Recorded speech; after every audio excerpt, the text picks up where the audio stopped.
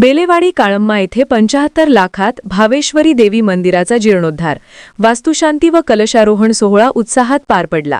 यावेळी मंदिराला भेट देऊन भाविकांनी दर्शन घेतले।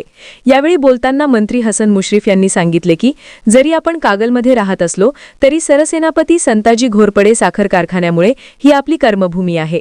बेलेवाडी काळम्मा हे गाव दत्तक घेतल्यामुळे या गावाचा सर्वांगीण विकास करणे हे आपले कर्तव्य आहे। गावातील अनेक विकासकामे पूर्ण केली असून जीर्ण झालेल्या ग्रामदैवत भावेश्वरी मंदिराच्या जीर्णोद्धारासाठी 75 लाखांचा निधी देण्यात आला। ग्रामस्थांनी अत्यंत सुंदर आणि दर्जेदार मंदिर उभे केले असून त्याबद्दल समाधान व्यक्त करण्यात आले। सोहळ्याच्या निमित्ताने गावात उत्साहाचे वातावरण होते। यावेळी माहेरवाशिणीही मोठ्या संख्येने उपस्थित राहणार असल्याचे सांगण्यात आले।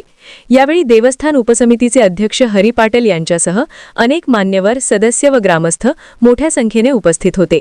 या कार्यक्रमाचे स्वागत व प्रास्ताविक डी.बी. कांबळे यांनी केले।